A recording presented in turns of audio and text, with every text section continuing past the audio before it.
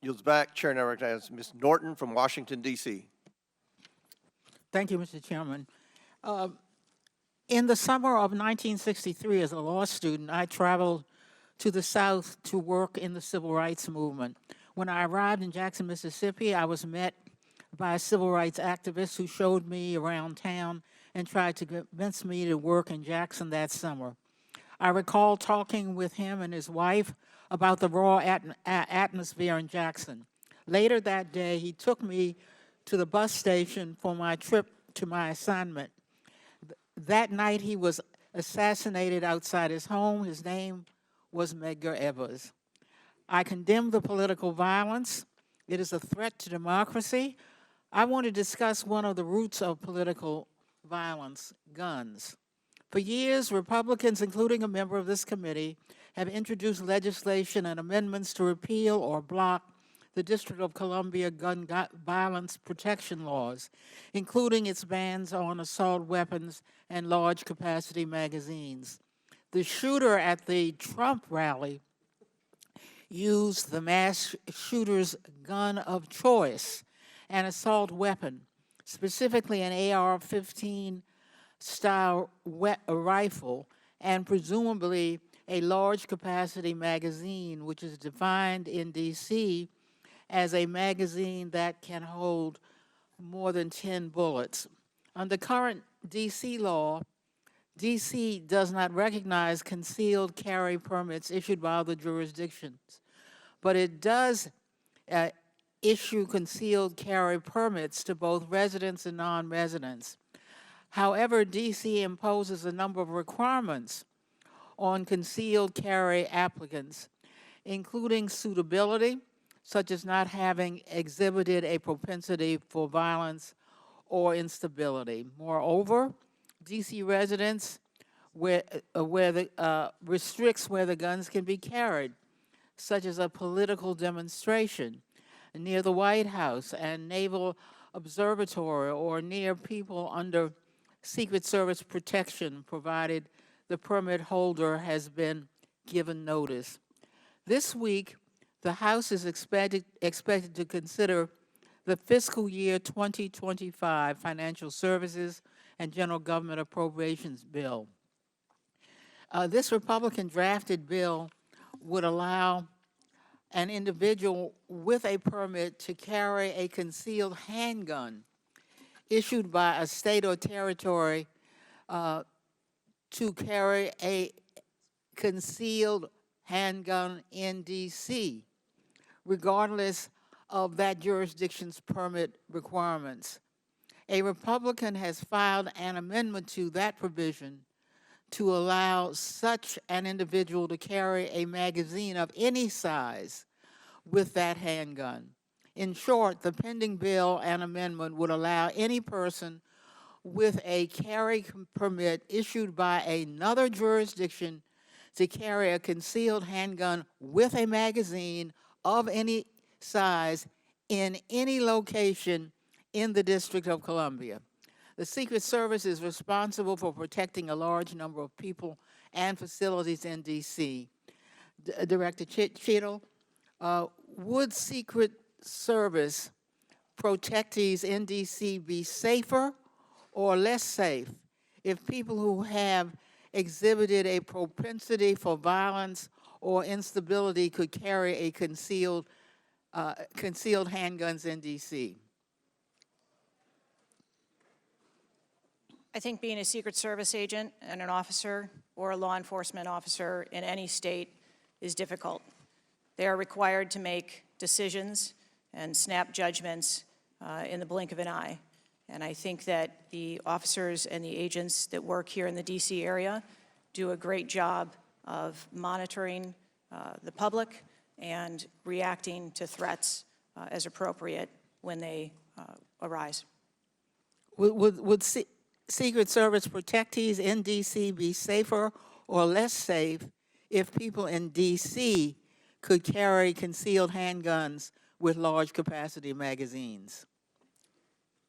I think, ma'am, that we work in parameters where we travel around North America, and the rules on open carry and concealed carry are different from state to state. and that is part of what the Secret Service takes into account when we develop a security plan. Obviously, anyone that comes into one of our protective sites, we would establish magnetometer support, metal detectors that personnel would have to process through, eliminating that potential. Would Secret Service protectees in D.C. be safer or less safe if more people could carry handguns in D.C.? I think, again, as I stated, ma'am, we want to make sure that we provide a safe environment for all of our protectees, and whatever measures we would need to put in place for a secure site, we would do so. I yield back. Gentlelady's time's expired. Chair now recognizes the Chairman of the House Intelligence Committee, Mr. Turner from Ohio. Director Cheatle, your opening statement indicates that the Secret Service constructed a security plan for the site in Pennsylvania. I'm assuming that security plan would also include the security footprint for the site, but it also would be based upon a threat assessment for the threats associated with Donald Trump and the crowd in attendance. Would it not include a threat assessment? Yes, it would. So that threat assessment, as we know, basically would have started with, there's a generalized threat against Donald Trump because he is a presidential candidate. Then it would have gone to, he's a former president, and he gets security coverage just as Bush, Clinton, Carter, and Obama do. And then you also have the heightened political environment. Even for those, it's clear that the security footprint, that the threat assessment was insufficient, which permitted then a 20-year-old to actually enter with a weapon and shoot Donald Trump. But I want to ask you about two other aspects of the threat assessment. It is known and public that Iran is a threat risk for Donald Trump. They're a threat risk for John Bolton, former Secretary of State Pompeo, and Donald Trump, because they have indicated they want to assassinate them as a result of retaliation for the killing of Soleimani. That is both, for Iran, a generalized threat. They're targeting these individuals, but also most recently, a specific threat to Donald Trump himself. Now, I want to enter into the record by UC a Department of Justice Public Affairs release, a CNN article, an article from Fox News, and an article from CBS, all of which acknowledge Without objection to order. that this threat exists for Donald Trump from Iran, and that there are specific threats, most recently, that have been acknowledged. Director Cheatle, have you read the intelligence of the generalized threat to Donald Trump by Iran as a result of their desire to retaliate for the killing of Soleimani? I have. Have you read or been briefed about the intelligence of the specific recent threat to Donald Trump from Iran? Yes, I have. Director Wray, when we were getting our briefing, indicated that he thought the threat assessment should have included this threat from Iran. Is it your testimony today that the threat assessment, since you've read this intelligence, was sufficient to protect him from this threat from Iran? My testimony today is that the information that we had at the time was known. Was it sufficient? Director Cheatle, was it sufficient for the Iranian threat that you said you have read the intelligence briefings for? That information was passed to... Well, I'm not asking the bureaucratic issue of who did it get passed around to. Director Cheatle, was it sufficient for the specific and generalized threat to Donald Trump's life from Iran? Yes, I do believe it was. Director Cheatle, is an Iranian assassin more capable than a 20-year-old? Sir, I think we've acknowledged that there was gaps and a failure that day. When I raised this issue with Director Wray, he was incensed. He was shocked that the threat assessment of Iran did not seem to be, as we and I discussed, baked in to your security footprint and your threat assessment. And he went on to say that the generalized threat that he has told the whole country that we are under from a potential terrorist threat. He has said we're under the highest threat level since 9/11, that the lights are flashing red. And he has specifically indicated that people have crossed the southern border as a result of the Biden administration's policy, and that there are in our country today terrorists and individuals who are affiliated with terrorist groups and organizations. That would be a heightened threat environment, Director Cheatle, would it not? Yes. In his public statements, he has said he is making these statements because he wants people to take them into consideration in threat assessments, specifically. Now, that would be a threat not just to Donald Trump, but it would also be a threat to the crowd there, wouldn't it? Yes. Are ISIS terrorists and al-Qaeda terrorists and international groups and terrorists more capable than a 20-year-old in pulling off either a mass shooting or an assassination of Donald Trump?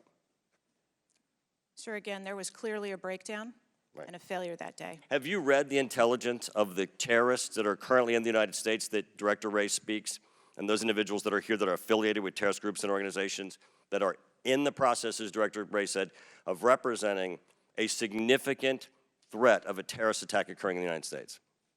I have read reports that apply specifically to the Secret Service's mission. Director Cheatle, because Donald Trump is alive, and thank God he is, you look incompetent. If Donald Trump had been killed, you would have looked culpable. There is no aspect of this that indicates that there has been any protection to Donald Trump. The threat was identified before he took the stage, and the shooter was only killed after Donald Trump himself was killed. Not only should you resign, if you refuse to do so, President Biden needs to fire you, because his life, Donald Trump's life, and all the other people which you protect are at risk because you have no concept of the aspect that the security footprint needs to be correlated to the threat. I yield back. Chair now recognizes Mr. Lynch from Massachusetts. Thank you, Mr. Chairman. Director Cheatle, there were multiple security failures at the former president's rally in Butler, Pennsylvania. First of all, there was a failure to isolate the podium from exposure to direct fire. Do we know who made that decision to allow that rooftop to remain as an unprotected area? Do we know who came up with that security plan that omitted that? Sir, I don't have a specific person to identify for you. Okay, well, that's what I'm looking for, so let's move on. There's also a breakdown in security and failure to confront the shooter over an hour before the former president began his remarks, when the shooter was identified as a person of interest. What particularly allowed agents or law enforcement to identify him as a person of interest? So I appreciate the question, and again, I will say that we are 9 days out, and there are a multitude of interviews that are still taking place. Okay, so did he have a rangefinder? There were some reports that the individual had a rangefinder. That would certainly raise my suspicion. Did he have a rangefinder? Yes, he did, but may I explain that at a number of our sites, especially when you're at outdoor venues, a rangefinder is not a prohibited item. It is sometimes an item that is brought in by individuals if you're going to be in the back. Did anybody confront him on that? Anybody ask him questions? What are you doing with the rangefinder? Anybody confront him on his presence where he was in proximity to the president? So again, to my knowledge, I believe that that was the process that was taking place, was to locate the individual. Did they confront him?Id they go up to him? Did they talk to him? I do not have those details at this time. Those are important details. There was also a failure to communicate between law enforcement to act quickly upon information provided by either local law enforcement or rally attendees that the suspect was positioned on the roof. There were minutes of delay before any meaningful action was taken, even though he was several hundred feet from the podium, and this was obviously minutes before the shooting. Let me ask you, there was considerable delay in removing the president from the podium after the shooting began. He got shot in the air. It was still over a minute before he was removed from the stage. Meanwhile, this shooter had multiple clips, several clips. He got off 8 shots, and he had the capacity and the ability, if he was not neutralized, to basically mow down that whole Secret Service detachment as well as the president. What, from your own investigation, caused that delay under the circumstances? What I can tell you is that when the agents identified that the shooting was taking place In under 3 seconds, they threw themselves on top Oh, of I the understand president. that. There was heroism there, no question about it, no question about it. But protocol would indicate, and these are, you know, these are the opinions of various former Secret Service agents, people who have done this work in the past, that over a minute of exposure on that podium with a shooter with a high-capacity weapon who had already wounded the president and could have got off, we don't know how many more rounds, and yet the president remained exposed, even though he was joined in that exposure by the Secret Service in their heroic acts. It just, I don't know if there's a good explanation for that. Our personnel created a body bunker on top of the president. I get that. Shielding him. Yeah, this was an AR-15 style weapon that would have made pretty quick work if he was determined and able to do so. This is not the first investigation that we've had of the Secret Service during my time here on this committee, and the last one we had, our previous investigation determined that the Secret Service was experiencing a staffing crisis that poses perhaps the greatest threat to the agency, and that's a quote. Is that staffing crisis still in place? Is that still something that you deal with on a daily basis? As of today, the Secret Service has just over 8,000 employees. We continue to hire, knowing that we need to ensure that we keep pace with What would be the full complement of And gentlemen, time's expired, but please answer the question. yeah.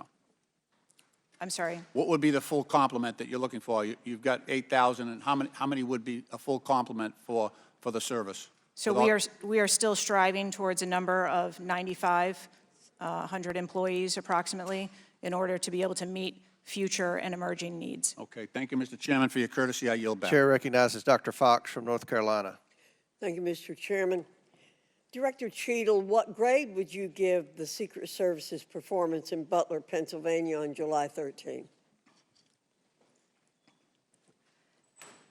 As I've stated, ma'am, this was clearly a failure.